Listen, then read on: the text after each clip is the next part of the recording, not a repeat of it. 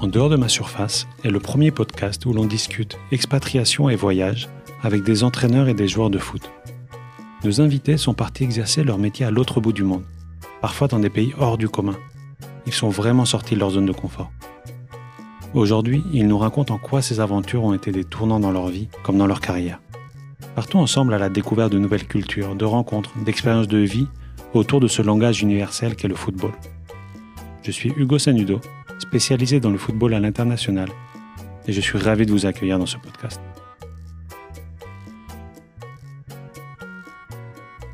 Dans cet épisode, je reçois Christophe Gamel. Christophe est un entraîneur et un voyageur dans l'âme, qui a trouvé sa vocation très jeune. Dès le début, il savait que son chemin n'allait pas être tout tracé, et qu'il allait devoir mouiller le maillot comme on dit. Vous allez voir que pour s'aguerrir et se former, il a décidé dès le début de partir à l'étranger, en Hongrie. Et depuis, sa valise est toujours prête. Lors de notre discussion, on s'est naturellement attardé sur son aventure aux Fidji, où il a été le sélectionneur national durant 2 ans et demi. Sélectionneur des Fidji, ça ne fait pas rêver ça ? Les Fidji, ce pays d'Océanie de 900 000 habitants, situé à 16 000 km de la France, autant dire à l'autre bout du monde. Christophe nous raconte sa vie là-bas, et comment il a dû batailler pour développer le foot sur une île qui ne vit que pour le rugby. Bonne écoute. Bonjour Christophe, comment vas-tu ? Salut, ça va, merci. Et toi Hugo ? Ouais, ça va super bien, merci. Je suis super content de t'avoir. Est-ce que, pour commencer, tu peux te décrire, tout simplement, un peu ton parcours, d'où tu viens, ce que tu as fait ? Alors, écoute, je suis originaire de Seine-et-Marne, de Meaux. Et ensuite, j'ai pas mal bougé. J'ai joué dans un petit club au départ, il s'appelle à La Ferté-Sougeoire, exactement. Petit club du 77 que je salue. Et ensuite, j'ai été recruté à Meaux, où là, j'ai joué en semi-pro. Et après, je suis parti un petit peu dans le sud de la France, à droite, à gauche. J'entraînais toujours à côté les jeunes. On commence avec les tout petits. Et puis, c'est quelque chose que j'aimais faire depuis longtemps. Et puis, ça s'est enchaîné à peu près bien. J'ai fini de jouer en Italie. Et derrière, j'ai eu tout de suite une première expérience avec un manager, un homme qui s'appelle Georges Guedes do Amaral, en France, à Bagneux, exactement. Et on a passé des super moments, vraiment. Une personne incroyable. Et puis, j'ai eu la chance après de partir sur la Hongrie, le Qatar, derrière le PSG, ensuite les Fidji, la Belgique, et dernièrement, il y a eu aussi l'Algérie. Ok, ouais, on va revenir sur toutes ces expériences à l'étranger.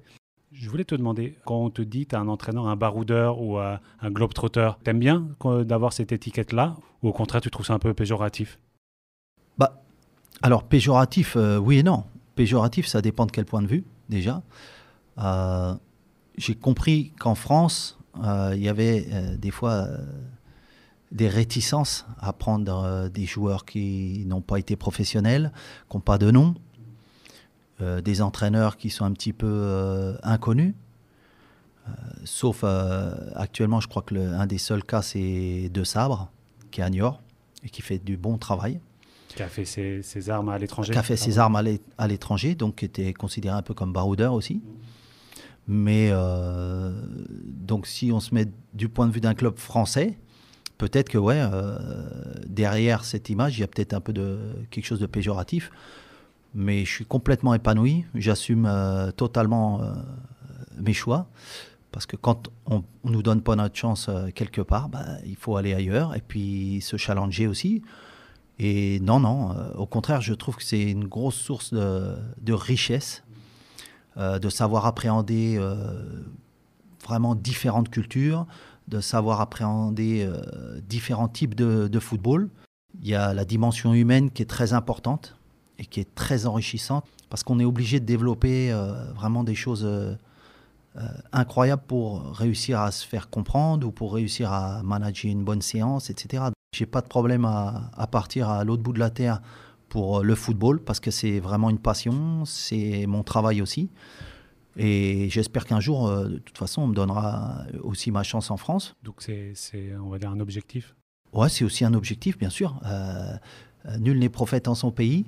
Il faut faire changer le dicton. Et on va un peu en arrière. Il vient d'où ton goût du voyage ? Depuis petit, je me souviens d'une anecdote que m'a dit ma mère. À l'époque, je crois que j'avais 7 ou 8 ans. J'avais pris mon sac et elle m'avait vu passer la porte et je lui disais je vais partir, je vais voyager dans le monde. Donc on en parlait la dernière fois et elle me disait j'ai pas été surpris de tes choix. Ce qui est fort, c'est de pouvoir réaliser ce qu'on veut faire. Voilà, et le football est un moyen de vivre ça. Voilà, parce que venant d'un milieu pauvre, faut trouver des moyens d'accrocher des choses à ses rêves. Voilà. J'ai eu cette passion du foot. Du coup... Tu savais que tu allais mixer foot et voyage dès le début? Oui. Ouais, ça, c'est quelque chose que... Je pense que c'est une nature, à la base. Et tu me disais, tu as aussi des origines italiennes? Ouais, il y a les origines, il y a les gens avec qui vous avez vécu, que vous avez croisé dans votre vie, avec qui vous êtes resté. J'ai eu la chance de côtoyer vraiment différentes religions, différentes cultures, et tout ça, on en prend un peu avec soi. On part jamais indemne de nos aventures.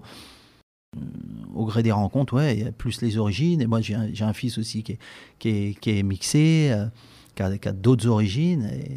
Et il y a une vraie richesse derrière tout ça. Si on revient au début de ta carrière d'entraîneur et du voyage, tu me disais, ta première grande expérience, c'est en Hongrie. Oui.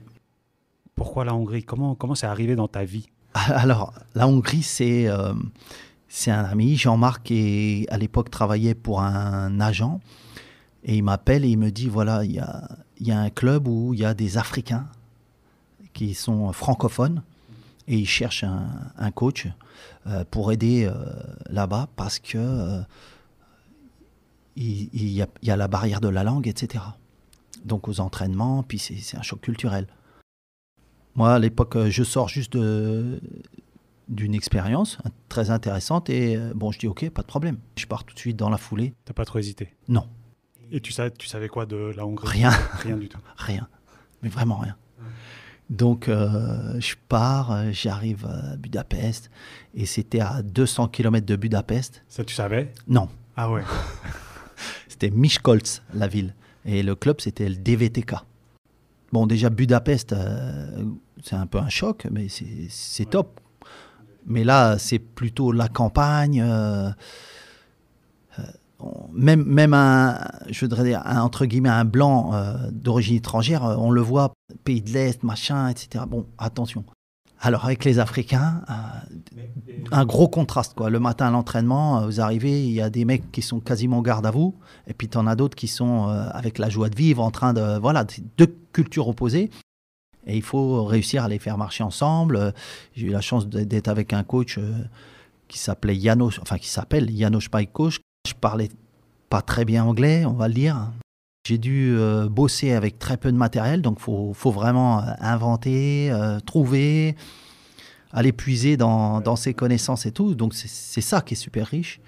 Et puis c'était un bon football, un bon football. Et derrière, on a réussi parce que le club était mal placé. J'ai rencontré le manager général qui s'appelle Istvan Csaloy, qui était lui un ancien de l'équipe nationale, un bon joueur, grand caractère, et il a apprécié le travail. Bon, c'est une autre mentalité, c'est assez militaire, je dirais, mais je m'y retrouve bien des fois là-dessus, parce que dans le haut niveau, il faut quand même un aspect pointilleux du détail, etc. Et est-ce qu'il y a des choses, tu penses, que tu as appris à ce moment-là, que tu continues à utiliser? Alors, dans le management, János, ce coach-là, il était incroyable. Je te donne une anecdote, par exemple. Il avait son bureau et il avait transformé le bureau de manière à ce qu'il avait mis à une place où il pouvait voir les joueurs aller au vestiaire.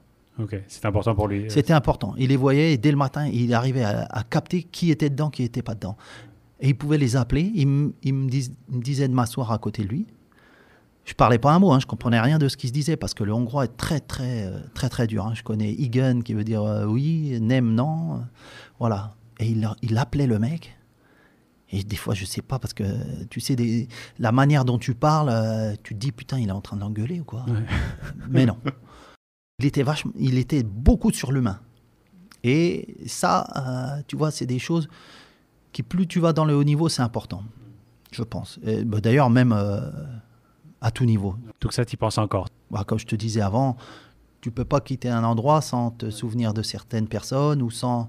Des fois, tu partages des moments de vie. Hein. Ça peut être 1 an, 2 ans, 3 ans, 4 ans. Donc, tu gardes toujours quelque chose. Et puis, ce que tu veux prendre, tu le prends. Hein. C'est fou. Bah, on en parlera aussi dans toutes tes expériences, c'est ce qui ressort. Mais ce métier d'entraîneur te permet de rentrer dans une culture. Ah ouais, bah là, il faut que tu absorbes la culture, pas perdre ton identité et comprendre les choses qui t'entourent. Et ça, c'est très dur. Et surtout cette première expérience super difficile. Ah là, tu es à l'hôtel tout seul, des fois, tu te dis, ça va être compliqué. Et là, tu n'as pas le choix, tu es baigné dedans. Donc, je me souviens me balader avec l'anglais de A à Z, apprendre des mots et puis échanger au fur et à mesure. Et puis, ça vient. Comme je te dis, si tu as la volonté, tu fais. Puis après, là, avec le NECATEF, etc., ils ont des petits livrets, ils peuvent t'aider. Donc, il y a toujours moyen de faire. Tu n'as jamais été bloqué pour expliquer un exercice à cause de la langue? Non, parce que si tu n'y arrives pas par la langue, tu as des dessins. Si tu n'as pas de dessin, tu as d'autres choses. Sinon, tu es sur le terrain, tu montres, tu bouges et tu expliques. Il y a toujours il y a le langage corporel, il y a beaucoup de choses. Mais c'est vrai que la communication, c'est quand même super important. Et donc en Hongrie, super formateur. Ouais. Tu es resté combien de temps? 2 ans. 2 ans. 2 ans. 2 saisons. Deux saisons. Et donc là, au bout de 2 ans, qu'est-ce qui se passe dans ta vie? Tu vas où? Là, on est en quelle année? Ouais, 2007, 2009. Et après, c'est le Qatar. Après, c'est le Qatar. Qui vient te chercher? Comment ça se passe? Alors écoute, en fin de saison de Hongrie, je reçois un appel et je pensais que c'était un ami qui me faisait une blague. Parce qu'il m'appelle pour l'équipe nationale des U17 ou U18 du Qatar. Et en fait, non, c'était le directeur technique national à l'époque. Et il a besoin de personnes qui, dans la prépa physique, dans l'entraînement, dans les deux, des coachs, parce que c'est le moment où le Qatar décide d'investir vraiment sur ces jeunes. Comment il te contacte? Comment il a ton numéro? Je pense que c'est peut-être via l'UNECATEF ou via la FFF, parce que c'est quelqu'un qui avait passé son diplôme en France et il y avait une vraie vision derrière. Et je suis amené à travailler avec Alain Larvaron, un ancien joueur professionnel, super mec. Et on passe une année avec l'équipe nationale dans des conditions incroyables. Tu es à Spire, l'académie, tu es à côté, il y a Bruno Metsu, je veux dire, tu rencontres des gens incroyables. Il y a Gilles Morisseau pour les gardiens. Enfin, tu croises des profils de dingue que tu n'aurais pas la chance de croiser en France, quoi. C'est aussi la beauté de ça. Tout ce petit monde, en fait, il commence à recruter un peu des personnalités. Ouais, là, il y a vraiment des cadors. Hein. Donc, super formateur, super enrichissant pour toi. Donc, tu es resté une année dans l'équipe nationale. L'équipe nationale des Derrière, je reçois un coup de fil, propose de venir au club d'Al Rayyan. Okay. Voilà. En tant que quoi? Alors, sur la prépa et après du coaching. Donc, vraiment... Dans le staff, quoi. Voilà, dans le staff. On gagne beaucoup de choses parce que c'est un club, c'est un des 4 gros clubs, on va dire, du Qatar. Je rencontre Paulo Autori, qui est vraiment au Brésil, qui est une icône chez les entraîneurs, très, très, très, très dur, très, très pointu.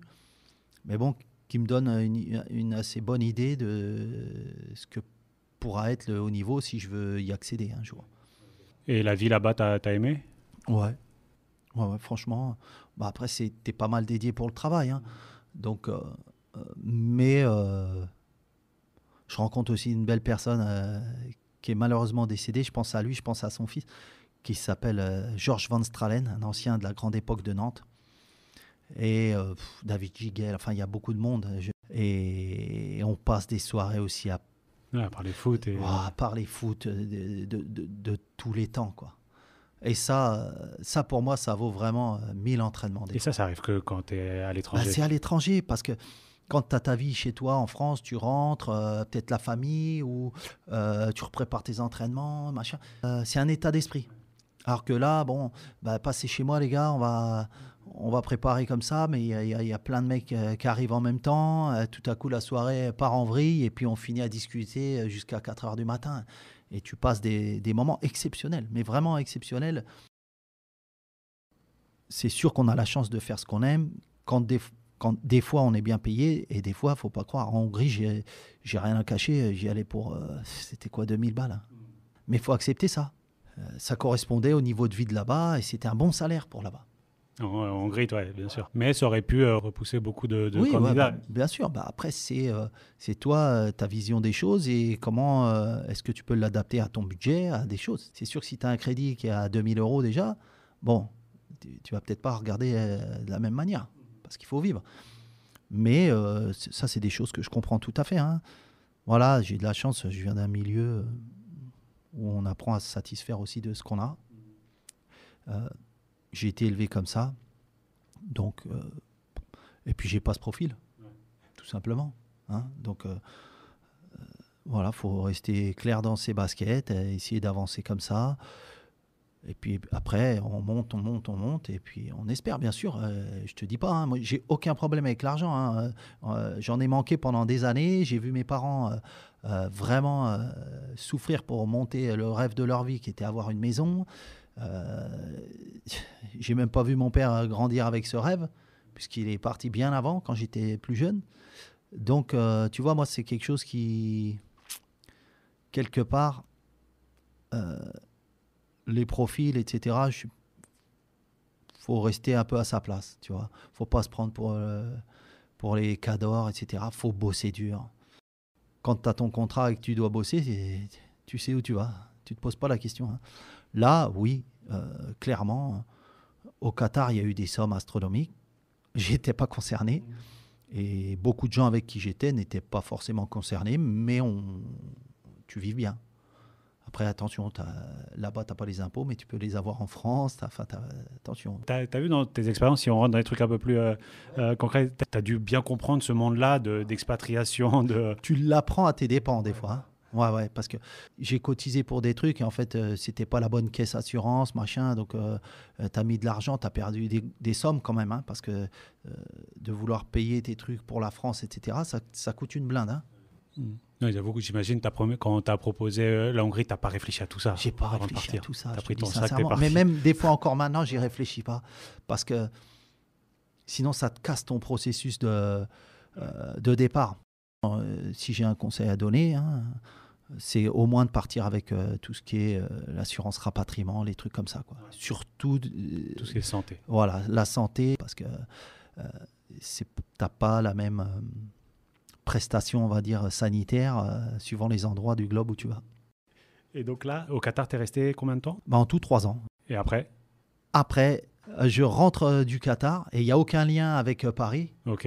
Mais tu es rentré sans rien ? Ouais, tu avais fini ton contrat. Voilà, j'avais terminé. Entre-temps, j'ai mon enfant, donc du coup, je pars. Et en rentrant, je reçois un coup de fil d'un pote. Il me dit, écoute, tu es de la banlieue parisienne ? Je dis, oui.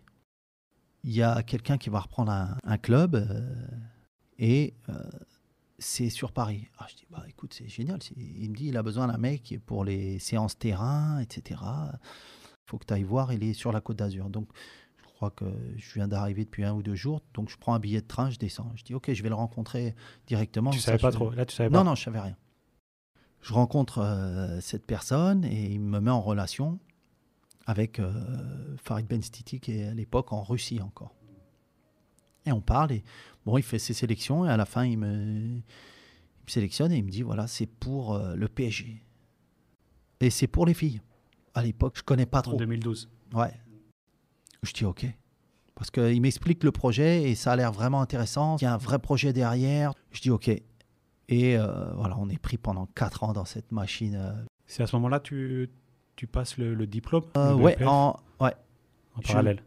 En parallèle. Donc, c'était en 2016, ça. Ah, ok, à la fin de cette expérience. À la fin. Donc, tu passes ton diplôme, le BEPF, c'est l'UEFA Pro. Aujourd'hui, c'est le diplôme nécessaire pour être entraîneur principal dans n'importe quel club du monde. Voilà, le tout, c'est que derrière, ça m'offre une opportunité de travail. Et là, il y a les Fidji. Les Fidji. Pour devenir sélectionneur. Sélectionneur. Comment donc ça là, se une passe ? sélection. Raconte encore qui l'appelle. Qu'est-ce qui se passe ? En fait, c'est par quelqu'un avec qui j'avais passé mon UFA A en France. Donc il me parlait toujours de quelqu'un qui s'appelait Didier Chambaron, qui est à la FIFA, qui est quand même un gros nom, qui bouge pas mal. Donc je le contacte, je dis voilà. Et il me dit envoie ton CV des fois en Océanie, il cherche. J'envoie à la Confédération. Puis, Fédé, Fidji. Ouais. Non, même pas au Fidji, à la Confédération d'Océanie. Voilà. Donc à l'époque, ça se faisait un peu comme ça. Et 2-3 mois après, je reçois un coup de fil. Voilà. On a sélectionné votre dossier, on aimerait bien voir. Bon, je passe 5-6 entretiens sans savoir où c'est. Ah, incroyable. Parce qu'ils veulent pas te dire, machin, je sais pas, mais peut-être pour... Tu pensais à quoi là? Non, tu voulais pas. L'Océanie, à l'époque, je croyais qu'il y avait encore l'Australie dedans. Ah voilà, mais ok. Donc tu vois, après, tu rêves, hein. D'accord? Tu rêves parce qu'ils vont pas te filer l'Australie. Okay. Mais tu vois, tu avais la Nouvelle-Zélande. Après, je connaissais pas trop le reste, je te dis en toute sincérité. J'étais jamais allé aussi loin sur une carte. Voilà. Donc, tu sais, tu as toujours dans un petit coin de ta tête, quand tu regardes la Coupe du Monde, tu as toujours une petite équipe que tu adores. Tu adores une grande équipe et le petit pousset, tu as toujours envie Il y en a toujours un. Il y a toujours un et tu le kiffes celui-là parce que tu sais que c'est dur. Même s'ils prennent des tôles, tu les aimes bien. Et je me dis, pourquoi pas? Et on parle, je fais les sélections et à la fin, j'ai une dernière sélection et il y avait un président et il me dit, voilà, c'est les Fidji. Je cours vite sur Internet, je regarde, je dis putain, c'est où? Je vois. Je dis merde. C'est petit ça. C'est petit. C'est petit, mais sans me réduire, je suis pas un gros profil. Donc c'est adapté. Ouais, et c'est sélectionneur. Et je sais que, tu vois, c'est important dans une carrière, faut aussi avoir une sélection, quoi. Dire si tu ambitionnes ce travail, il faut sentir le poids d'une sélection, peu importe. Hein. Bien sûr. Ça a un poids, quand même. Et je dis ok, je vais voir. J'ai 2-3 jours pour me décider. Boum, je pars. Ça m'intéresse, c'est une sélection. Ils me choisissent à la fin. Qu'est-ce que tu veux que je dise? Et là, facile, tout ce qui est démarches et tout ça, il n'y a pas de souci. Les démarches, je les fais sur place. Ils m'ont pris un billet d'avion. Avec un contrat, tu l'as signé avant de partir? Ils m'ont envoyé un pré-contrat que j'ai re-signé quand j'étais là-bas. Ça, faut faire attention parce que ça peut coûter cher des fois. Hein. Eux, ils envoient le billet d'avion. Ouais. Si eux t'envoient le billet d'avion, etc., bon, c'est une petite fédé, donc tu sais que ça a un coût. Voilà. Donc là, tu prends le vol le plus long de ta vie, là. Ah ouais. Via l'Australie? Non, tu fais quoi? Non. Alors, j'avais fait Qatar, je crois. Qatar, Australie et Fidji. Et tu dis quoi, là, dans l'avion? En allant là-bas, tu t'attends à quoi? Rien du tout. Tu vois, j'arrive là. Alors, tu dis, c'est un paradis, hein, quand même. Quand tu arrives et que tu survoles, là. T'es content. Ouais. Et après, tu comprends tout de suite que t'es pas là pour les vacances, quoi. Ah ouais, très vite. Très vite. Ouais, c'est ça aussi, non? Quand t'es entraîneur, le lendemain, t'es déjà limite sur un terrain de foot. Bah ouais. Le lendemain, j'étais sur un terrain, déjà en train de préparer tout pour faire des listes parce qu'il y avait un tournoi et j'avais 3 jours pour voir le tournoi et après sélectionner des joueurs. Donc, je m'endormais à moitié parce que j'étais en plein décalage horaire. Il y a combien d'heures de décalage? Ils sont en avance d'un jour quasiment. Donc, je me souviens que ça avait été pas simple. Surtout qu'ici, t'as laissé ton fils. Qui j'ai laissé mon fils, tout ça. Hein. Face à des dommages collatéraux. Hein. Cette passion et cette ambition, ça a un coût. Qu'on n'est peut-être pas tous prêts à payer ou qu'on ne veut pas payer, mais que des fois on paye malgré soi. Et ça doit être bien clair dans l'approche d'un coach s'il veut partir à l'étranger, etc. quoi. Sauf si ça te permet d'assez bien en vivre pour emmener tout le monde. Il y a deux cas qui se profilent. Hein. Il y a est-ce que tu peux emmener toute ta famille ou est-ce que ta femme, etc., via son travail, elle veut bouger. Est-ce qu'elle veut pas un peu plutôt d'assurance et qu'on se débrouille pour faire des allers-retours? Voilà, c'est des choix de vie et c'est des choix familiaux. Ouais, c'est pour ça que justement le Fidji, c'était pas pour tout le monde. Les Fidji, c'était pas pour tout le monde, hein, ça c'est sûr. Mais je sentais que dans une carrière de coach, pouvais pas passer à côté. Bah ouais, une Tu commençais à sélection. dire non à ce type de T'imagines, projet. tu commences à dire non, c'est pas pour moi, c'est pas ceci. Quel type de stress ça te procure de savoir qu'une expérience peut durer 3 mois et qu'après, encore une fois, tu reviens à zéro? C'est un stress, tu le vis pas, t'as pas peur de l'avenir? C'est un stress positif? Ça Comment me tu le vis? procure aucun stress. Ok. Pourquoi? Parce que quand à un moment tu acceptes de faire ce métier, eh ben ça fait partie intégrante du métier. Voilà. Maintenant que j'ai un enfant, etc., c'est pas pareil. Tu vois? Là, tu as une responsabilité. Mais bon, sa mère a une situation, elle est stable. Donc, si tu veux, quelque part, tu es beaucoup plus léger. Puis après, il y a est-ce que ton envie est plus forte et est-ce que tu penses que tu peux prendre le challenge? Voilà, tout simplement. Il faut accepter les avantages et les inconvénients. Voilà. Tu vois, c'est des choix de vie. On y revient, hein, tu vois. C'est quelque chose que j'aime faire depuis le départ. Et voilà, le football est un moyen aussi de vivre ces expériences parce que je ne serai jamais allé aux Fidji. Raconte un peu la vie là-bas. Quand tu arrives, c'est des chocs culturels et religieux. Parce que je crois qu'il y a toutes les religions aux Fidji et toutes s'accordent. Après, c'est un style de vie qui est vraiment particulier, vraiment à la cool, quoi. Ah ouais, tu le sens tout de suite. Tu le sens tout de suite. Tu le sens tout de suite.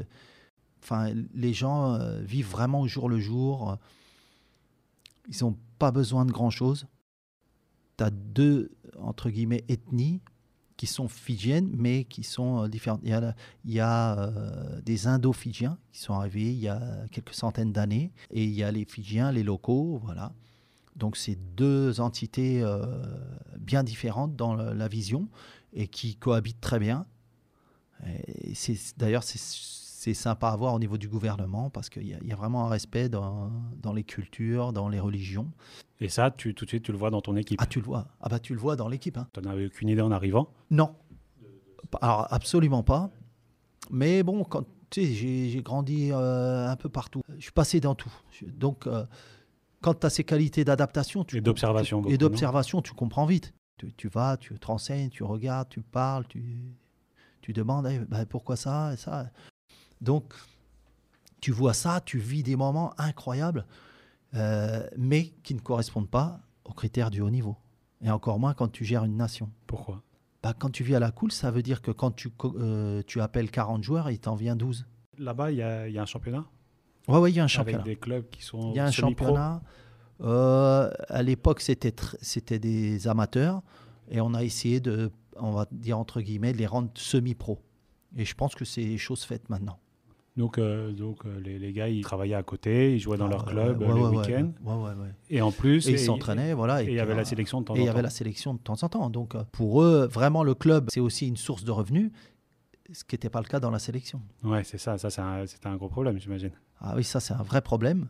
Si tu es poissonnier ou pêcheur, ou tu tiens un petit magasin, ou même dans une usine, comment tu fais? Tu perds son salaire. C'est pour ça qu'il ne venait pas. Et que moi, au départ, je ne comprenais pas, parce que nous, on est patriotes quand même. Tu vois, tu te dis, attends, les mecs, ils crachent sur leur... Alors après, tu peux obliger à faire venir un, parce que c'est comme si tu refusais de venir défendre ton pays, en fait. Il y a des règles très strictes là-dessus. Si tu vas à l'extrême, ils peuvent aller en prison. Mais ce n'est pas le but. Je veux dire, Donc, il a fallu vraiment aller dans ce processus, essayer de comprendre et comment changer les choses. Donc, c'est aussi des discussions avec ton président de Fédé, qui est vraiment un homme avec qui je me suis pris la tête, mais qui est exceptionnel pour son pays. Parce qu'avant, il y avait eu pas mal de corruption, donc c'était une nouvelle vague qui voulait vraiment pas de ça, qu'ils essayent que tout soit clair. Voilà, je lui dis, il faut quand même instaurer un truc minimum, président, que les gens, au moins, ils perdent pas d'argent.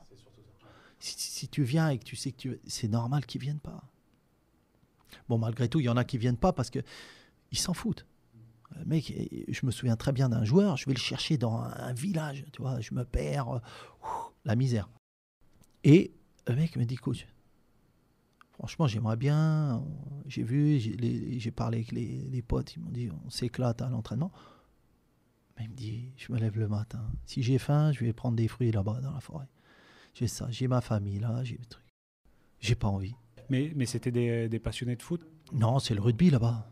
Tu rigoles ou quoi? On était, je sais plus combien on était au classement, on devait être 187 ou 189e mondial sur peut-être 200 et quelques, 212. Alors qu'en rugby, ils sont dans les 15 premiers. Ouais, ils sont dans les 15 premiers. Et puis au rugby à 7, qui est vraiment la religion là-bas, ils sont premiers. Hein.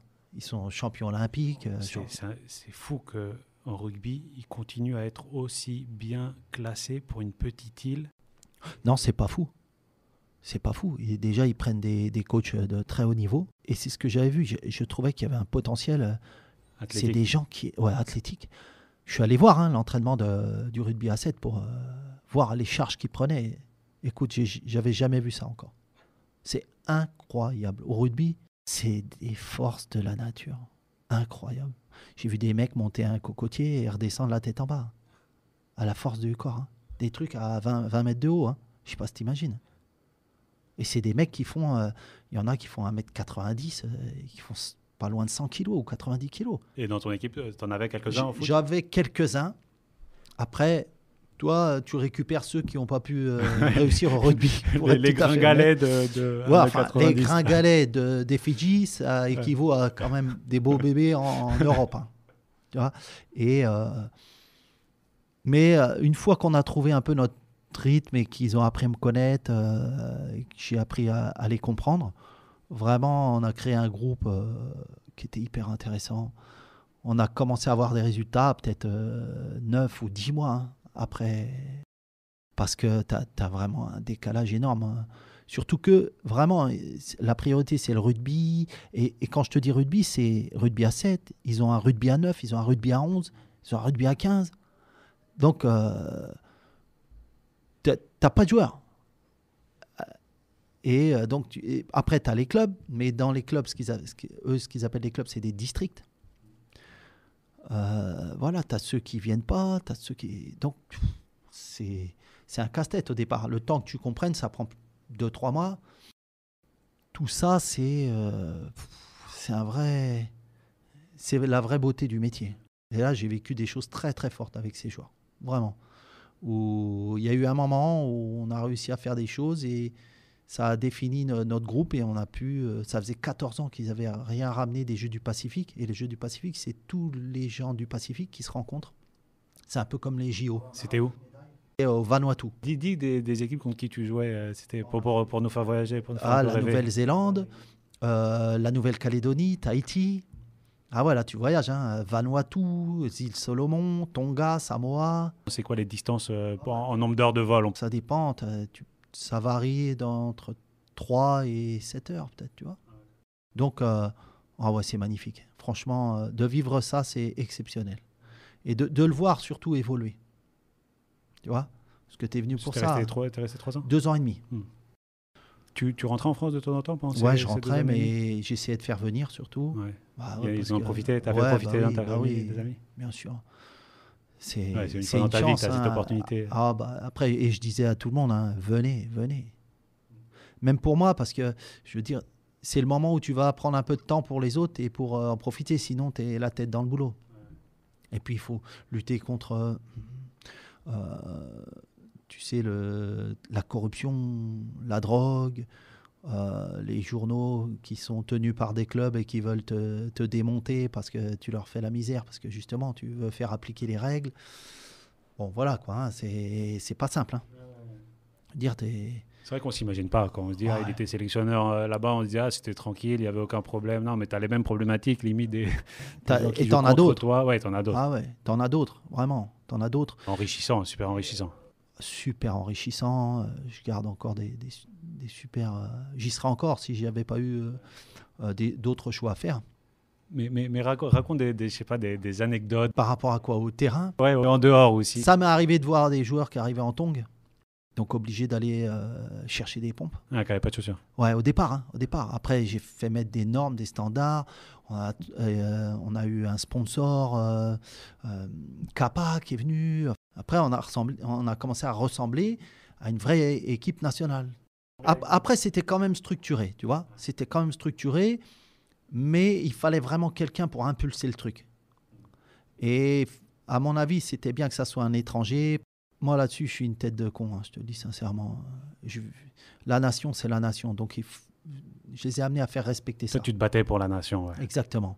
Peu importe où tu es, peut-être j'ai un côté patriotique, tu vois, qui est assez poussé, mais ouais, tu marches pas sur ta nation. Oh, tu peux avoir en dessous les districts, qui sont les clubs, il y a des sous-districts, qui sont des petits clubs. Alors, si toi, tu as une petite entreprise, ton kiff, c'est de payer un joueur qui est du district, et puis tu le payes, et comme ça, il ne va pas en équipe nationale, il ne va même pas au district, mais tu l'as eu avec toi sur un petit tournoi. Tu gagnes un tournoi local. Ouais. Mais pour eux, quand je te dis, ils mettent ça mais à un niveau national. Sans compter que tu as des matchs religieux. Alors, tu as le Sangam tournament, tu vois, c'est toi qui es en Inde, etc. Sanatan. Après, tu as le tournoi musulman de ça. Et après, ça, tu allais voir un peu tout ça? Ah ouais, il fallait bien que je trouve des joueurs, moi. Donc, et tu trouves des perles. J'ai entraîné à côté, j'avais dépanné un club, l'Otoka. On fait une finale de Champions League d'Océanie à la fin.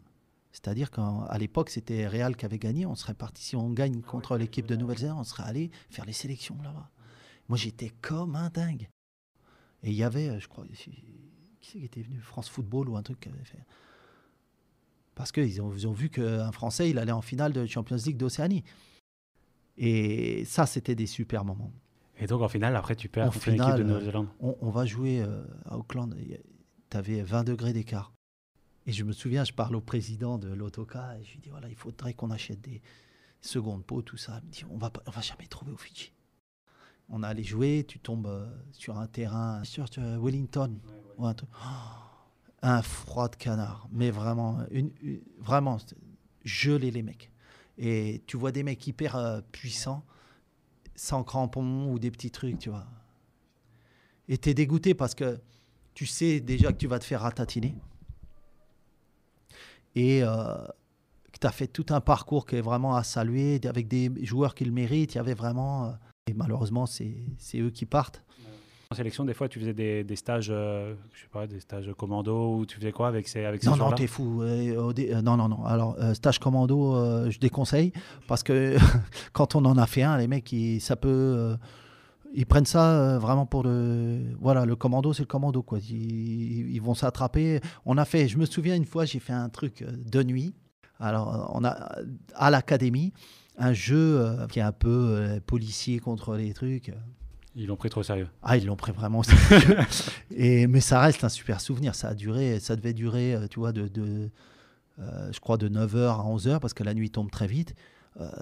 À 3h du matin, on y était encore, hein. Ah ouais, parce que les mecs s'étaient cachés dans... tu pouvais pas les trouver. Enfin bon, c'était incroyable. Mais puis ils connaissent la nature, hein. Et donc on était à l'académie de l'équipe nationale. Et ça reste un moment. Et à la fin, on a fini, on a fait un feu de camp. Tu vois, ils vont découper les noix de coco. On a passé un super moment. Et ça a commencé à créer des choses, tu vois. J'avais un bon staff aussi. Ouais, mais t'étais le seul Français? Non, après, j'ai fait venir Xavier Henneuse. Ça a fait du bien, tu vois, son arrivée, parce qu'on pouvait déjà parler un peu français, échanger sur des trucs. Et donc voilà, pour les anecdotes, je pourrais t'en donner des Tu m'en disais une, est-ce que tu peux la raconter avec un gardien, un problème de gardien que tu as eu? Ah, purée. Avant les Philippines, et je fais un bon stage de 10 jours, tu vois. J'ai mon gardien qui n'est pas là. Bloqué à l'aéroport parce que, si tu veux, là-bas, je crois que sa femme ou quoi, il était divorcé, et comme il n'avait pas payé la pension, il te bloque à la sortie du pays. Et j'avais 3 joueurs comme ça. J'arrive à résoudre le problème pour 2, mais pas pour le gardien. Le cas était trop gros. Parce que c'était passé, il n'avait pas voulu reconnaître, je ne sais pas, tu vois. Mais s'il me l'avait dit avant, on aurait essayé. Moi, j'aurais payé, tu vois, pour qu'il puisse... on se retrouve bloqué, machin. Mais tu avais un deuxième gardien?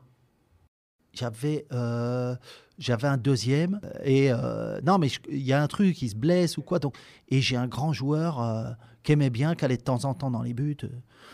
Moi, je dis, bon, on va faire avec. On prend 3-0 au bout de, je sais plus, 20 minutes. Hein. 3 frappes, 3 buts. Ça, c'est un truc incroyable, tu vois. Je ne l'avais jamais expérimenté. Mais voilà, là, ça tombe comme ça. On a joué avec lui contre l'Estonie, hein, en amical, ouais, international, parce que j'avais fait un plan sur 4-5 ans. Si tu voulais progresser, tu vois, tu ne pouvais pas jouer contre seulement les équipes d'Océanie. Il y en a des très bonnes. Tu as les îles Solomon qui ont des joueurs qui peuvent jouer en Europe. Hein. C'est dommage qu'on n'aille pas voir, parce qu'en plus, ils font partie des accords de Cotonou. Ils appellent les Brésiliens de l'Océanie. Mais le plan, c'était de l'Océanie, bouger sur l'Asie, après bouger plutôt sur le Moyen-Orient et de finir sur des équipes d'Europe de l'Est, etc. Mais là, il y a un problème économique, bah, bien parce que sûr. c'est les fédérations qui doivent payer ces C'est voyages. les fédés, mais... il y a des aides de la FIFA. Voilà, tu as tout dit. La FIFA t'aide, l'OFC t'aide. Il y a vraiment des gens qui sont prêts à travailler là-bas pour développer le football en Océanie. Et ça prendra, vraiment. Ils prennent des gens, il y a un échange, donc quand il y a une réelle volonté après politique derrière, il y a un moment où ça passe. Le Qatar, j'ai eu la chance de le vivre, mais tu voyais le développement qu'ils faisaient. Et 10 ans après, ils gagnent la Coupe d'Asie des Nations. Donc, c'est pas un hasard. Ils ont plus de moyens. Ils ont travaillé, voilà. Par contre, voilà. C'est sûr que quand tu arrives à Aspire, bon, bah, t'es séché, quoi. Bon, bah, tu arrives au Fidji, tu aides à tondre la pelouse. Après, tu donnes. Moi, je donnais un peu de mon salaire parce que le salaire était correct par rapport à la France. Pas énorme, mais correct. Mais par rapport à un Fidjien, c'est une autre planète. À chaque fois que j'avais un camp, tous ceux que je pouvais aider, je les aidais. Parce que quand tu vois les mecs, ils y mettaient l'énergie. Mais là-bas, les gens, on va dire, je vais le dire de manière très crue, mais ils meurent pas de faim. Comment tu présentes les choses? Alors, tu as des villes qui sont pas mal structurées, d'accord? C'est très, très correct. Au niveau sanitaire, c'est moyen, mais ça reste correct. Mais tu as quand même des bidonvilles où tu as les maisons, c'est de la tôle, machin. Hein. Mais ils se débrouillent. Ils se débrouillent. Par contre, tu peux pas avoir faim là-bas parce que tout est fourni par la nature. Ou la mer, ou les terres, c'est fruits, poissons, de la viande, du poulet. Je ne savais pas que tu vois, tu avais différents numéros de poulet. Si tu veux faire tel plat, il te faut le chicken numéro 16. Si tu fais un chicken curry, c'est pas le même, c'est le 12. Okay. Attention mon grand, je connais maintenant. Ah ouais, c'est incroyable, c'est incroyable. Ils ne meurent pas de faim et il y a une vraie solidarité. Ils ne te laissent pas tomber, tu vois. Que tu sois malade, pas malade, machin. Et ça, c'est vraiment agréable. Tu vois, et toi, ils t'invitaient, les familles? Ouais. Tu peux pas répondre à tout le monde. Hein. Je vais te dire sincèrement. Tout le monde t'invitait? Tu peux... je suis allé... Alors, tiens, tu veux une anecdote? Je suis allé chercher un joueur. Donc, c'est dans un village qui est très éloigné, qui est sur la route... parce que tu as une route centrale qui fait tout le tour de l'île et après quand tu commences à sortir c'est du route, c'est un chemin, après c'est de la terre et puis après tu rentres tu gardes ta bagnole, tu vas dans une forêt, machin. Je vais chercher et tu peux pas aller voir comme ça parce que tu dois offrir quelque chose au chef du village parce qu'il va accepter de te le relâcher des fois, hein. C'est pas courant mais là c'était vraiment, sinon normalement je les appelais voilà, mais là c'était dans un village. Tu vois, et dans un village, par exemple, il faut savoir que les joueurs de rugby, tu vois, ils participent quand ils partent à l'étranger, ils participent à la vie du village. Tu vois, il y en a qui peuvent finir ruinés. Hein. Parce qu'ils ont financé, voilà. Ils ont tout donné au village. Tout donné au village, machin. Donc tu vois, c'est culturel là-bas. Donc j'y vais, il y a ce qu'on appelle du kava. Donc c'est une racine que tu vas, c'est comme une drogue un peu. C'est une racine que tu vas prendre et puis ça va t'anesthésier. Non, c'est pas du khat, okay. C'est du kava. Okay. Donc tu la broies, tu la mixes, ça fait de la poudre et tu la mets dans l'eau, dans un bol de noix de coco et tu en bois comme ça, tu le partages et c'est une vraie tradition. Attention, ça, tu refuses ça. Ah ouais. Là, attention, c'est ça le saké japonais. Ah ouais, voilà, ça peut être compliqué. Et donc on y va et tu clapes 3 fois dans la main, tu dis boula. Boula, ça veut tout dire, rien dire. Ça veut dire bonjour, merci, voilà. Nous, on avait la boula shirt, tu vois. Et les joueurs, ça s'appelle les boula boys. Okay. Tu vois. Donc, c'est vraiment culturel et ancré. Donc, tu vas, je vais chercher le joueur, je demande au chef de ville. Je suis reparti 2 jours après. Hein. Et j'ai bu du kava et... T'as les lèvres, tu sens plus ton palais, tu dors. t'es anesthésié. Et bon, ça peut être un grand moment de solitude parce que c'est comme si tu buvais de la terre un peu. Ouais, ok. Tu vois? Mais tu te tapes des bars et des... Et quoi, c'est quoi, des hallucinations un peu? Non. Non, non, Pas non, aussi non, fort. non, non, non, pas si fort. Non, Ok, non, non, ok, ok. c'est juste que t'as le palais vraiment qui passe, tu zozotes parce que tu sens plus ta langue, tu baves un peu, et ça te met dans un état de... je sais pas, t'es tout mou, quoi. Ok. Tu vois, t'es KO. Le sélectionneur. T'as l'impression que t'es fatigué comme jamais, tu vois. T'es détendu. Mais t'es bien. Mais t'es bien. Puis tout le monde donne des anecdotes, ça parle. Même si tu comprends pas, tu rigoles, tu vois, des fois.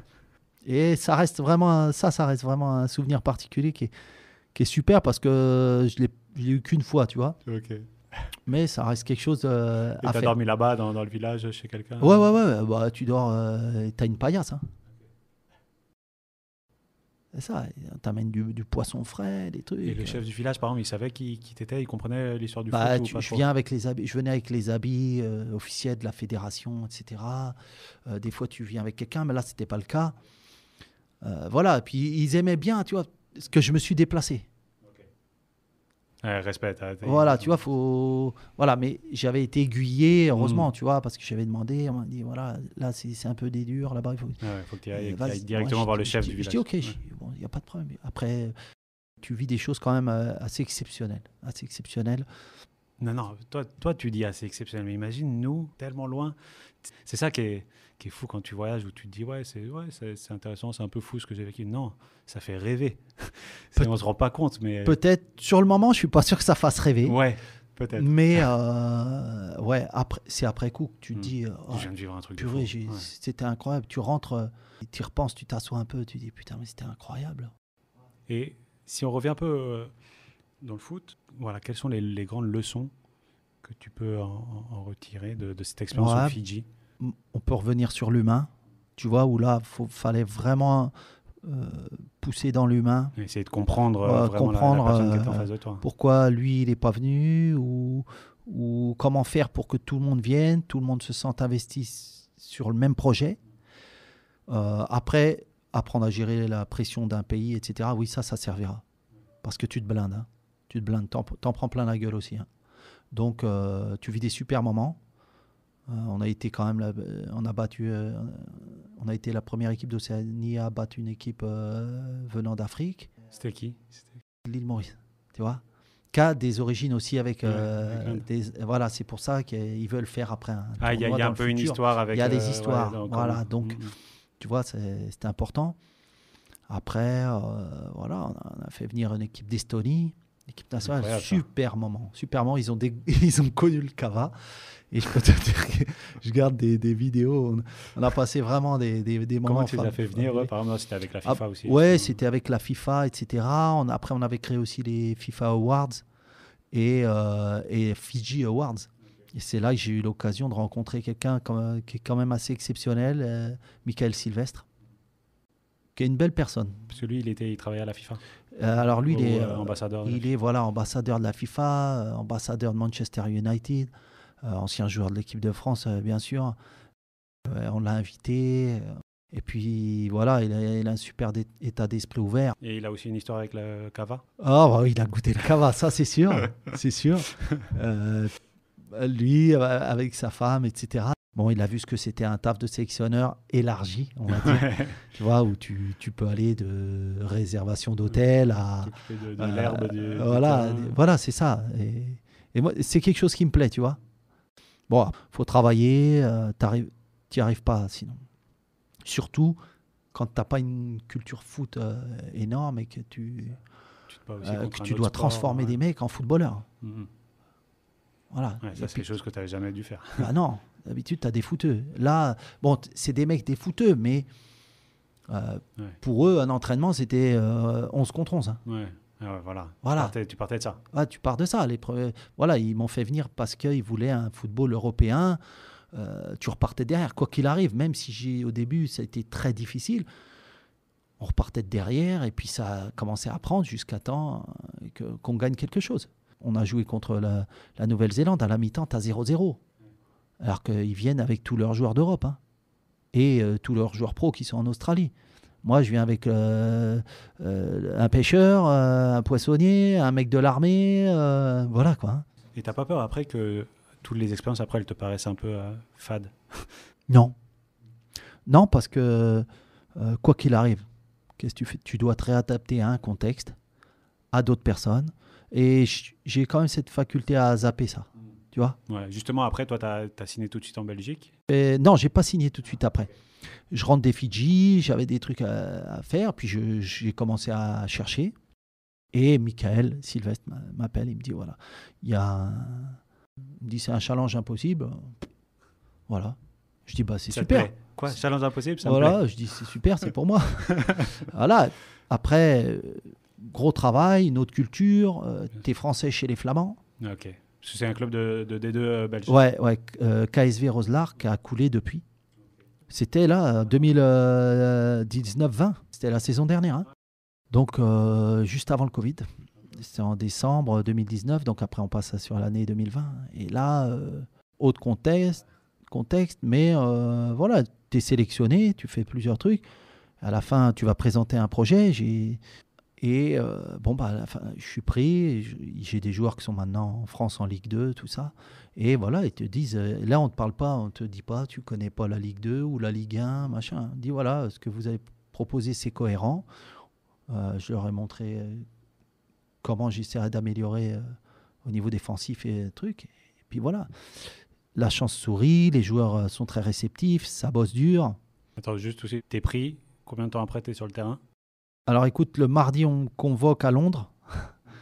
Le mercredi matin, je suis parti. Le mercredi après-midi, j'attaque ma première séance. J'ai mon premier match le samedi. T'es sur le terrain, t'as les 20 joueurs devant toi. Voilà, Bim. les 24 joueurs. 24 joueurs. Voilà.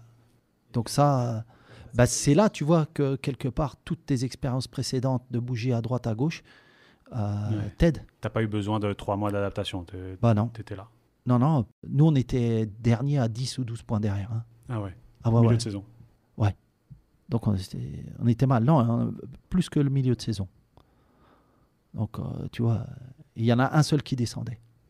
Et vous sauvez. Et on se sauve aussi avec un coup de pouce du destin parce qu'il y a une équipe directe qui aussi est en grosse difficulté et qui va couler aussi. Tu vois? Mais on les avait passés déjà. Ils étaient derrière nous.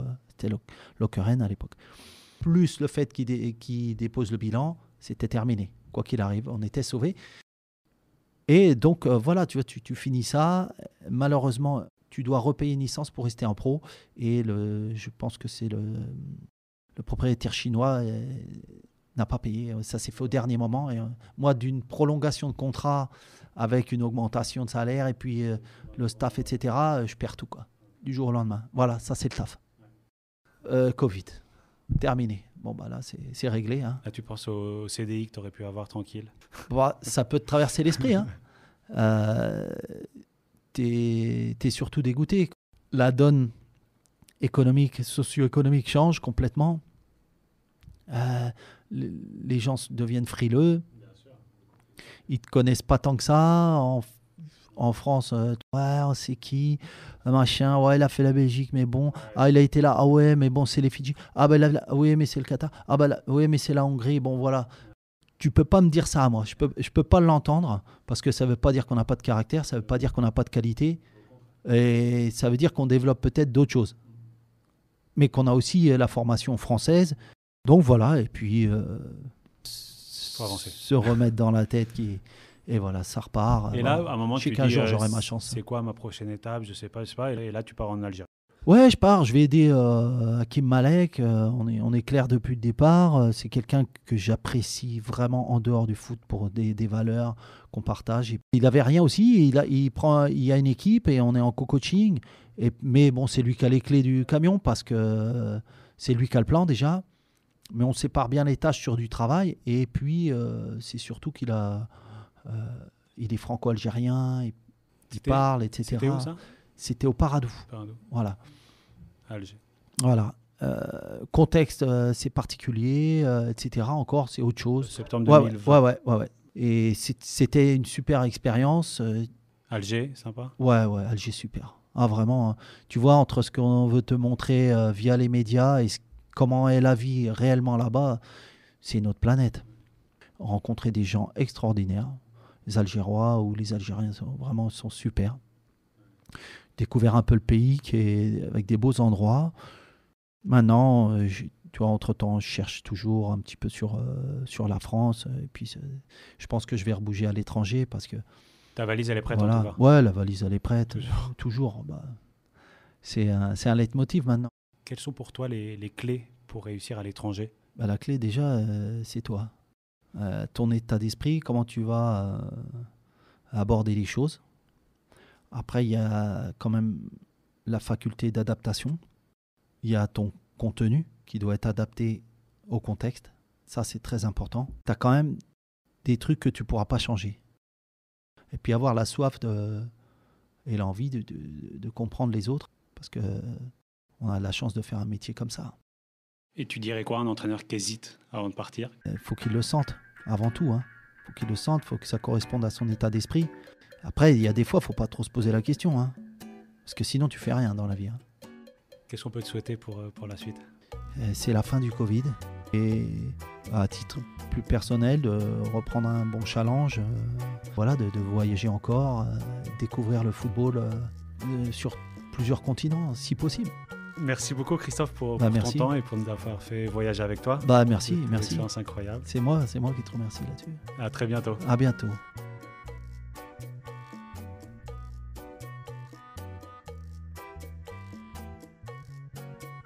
Vous l'aurez compris, Christophe, c'était avant tout une belle rencontre. Pour la petite histoire, je l'ai contacté en début de semaine. Nous avons échangé sur le podcast, il a aimé le concept et le lendemain matin, il était là, souriant, avec toutes ces anecdotes incroyables à partager. Il est comme ça, Christophe. Ne sachant pas où il sera la semaine suivante, il vit dans le moment présent. Il est à fond dans tout ce qu'il entreprend. Et je termine en le citant, c'est le rêve qui fait avancer la réalité. Voilà, vous venez d'écouter le 2e épisode de En dehors de ma surface. J'espère que vous avez aimé. Et si c'est le cas, n'hésitez pas à en parler autour de vous et à mettre 5 étoiles sur Apple Podcast. À bientôt.